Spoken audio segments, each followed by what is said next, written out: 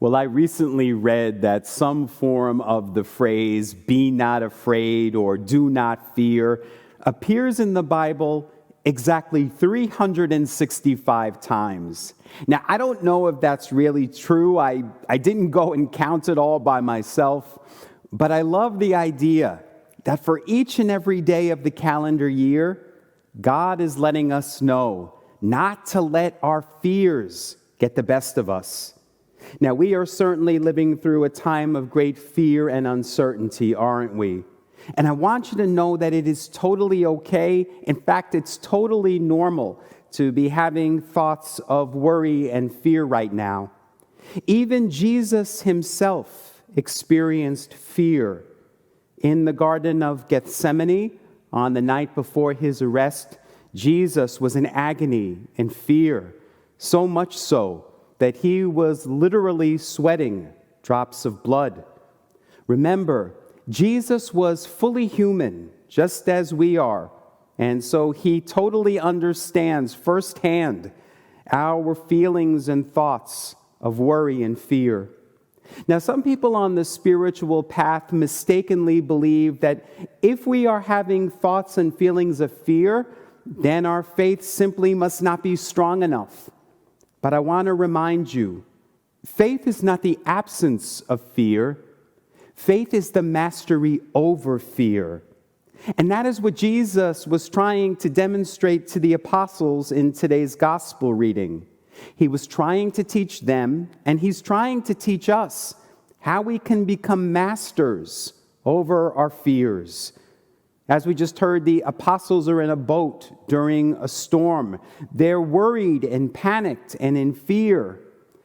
But in their time of need, Jesus comes to them, walking on the water, and he says to them, "Do not be afraid. Peace, be still." And he invites one of the apostles, Peter, to step out of the boat and to join him on the water. And amazingly, Peter is able to do so. Now, I know some Christians mistakenly believe that Jesus was the only person ever who could perform such miracles as this.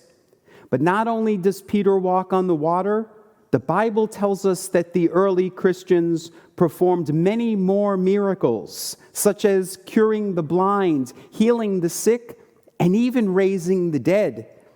It's like what Jesus said in John chapter 14, verse 12. "All of the things that I have done, you can do. These things and greater." Jesus is telling us, my friends, that we too have the power to perform miracles in our lives. So how did Peter do it? How was he able to walk on the water? Well, let's look at today's gospel reading. It says that Peter put his trust and his love in Jesus' voice. He tuned himself into the voice of the divine. He became one with the power and the presence of the Christ that was in his midst. And so he was able to stay afloat on the water. So why did he start to sink then? Well, again, let's look at the reading. It said that Peter took his eyes off of Jesus, and instead he started to focus on the wind and the storm and the sea, and he began to sink because of his fear. And so my question for you today is, during the storms of your life, during the times in your life when your boat is being rocked, do you put your focus on the power of the storm, or do you put your focus on the power of the Christ? Most of the fears that we have in our lives are future-focused. They're the what-ifs we have. What if I don't have enough money? What if I get sick? What if I'm not good enough? But in his book, Everything Belongs, the spiritual writer and teacher, our friend Father Richard Rohr, reminds us, the fears that assault us are mostly simple anxieties about social skills, about intimacy, about likableness, or about performance. We need not give emotional food or charge to these fears or become attached to them. We don't even have to shame ourselves for having these fears. Simply ask your fears, what are you trying to teach me? Some say fear is merely an acronym for false evidence appearing real. I absolutely love that. Fear stands for false evidence appearing real.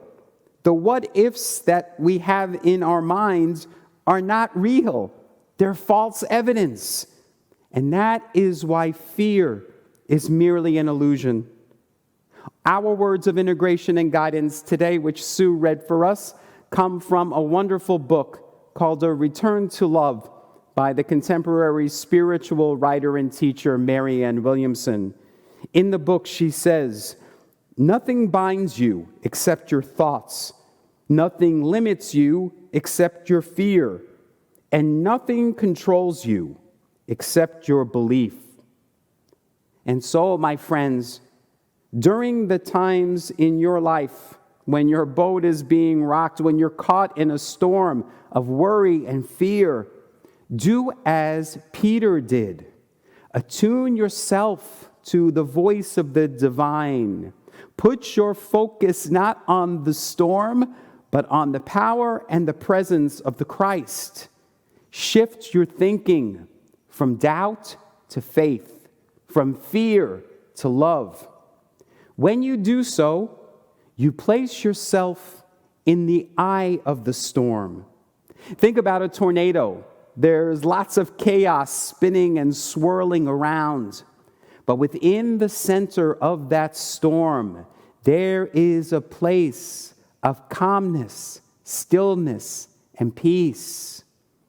The spiritual practices of prayer and meditation place us deep within that center, within the center of our being, where we hear that still small voice within us say, "Do not be afraid. Peace, be still." I hope that you will find time each and every day this week to be still and know that God is with you always and in all ways. That is the truth. May you know that truth, and may it set you free from worry and from fear. Namaste. Hello, everybody. This is Sal Sapienza, and I'm so excited to share with all of you that I've written a brand new book. The book is called Childish Thinking: How the Church Keeps Us Stuck in Sunday School. Now, the title Childish Thinking comes from Christian scripture, where we hear that if we wish to grow in spiritual understanding, then we must let go of childish ways of thinking. And yet so many Christians today, even after years of Bible study and Sunday services, still have a very elementary understanding of their faith. They still understand God as some old man with a long gray beard. They think heaven is a place up in the clouds with pearly gates, that the devil is some red guy with horns and a pitchfork, and that hell is a fiery place below the earth. Those are things that we tell children. None of those descriptions appear anywhere in the Bible.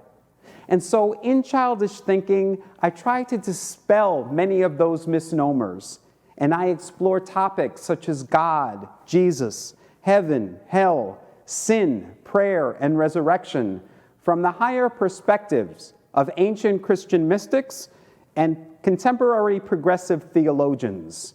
After each chapter, there are prayers for quiet contemplation and questions for personal reflection and journal writing. Come learn how you can let go of old ways of thinking and begin to see things with new eyes.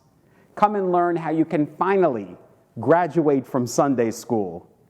The book is available now on Amazon, and you can read the entire introduction at childishthinking.faith.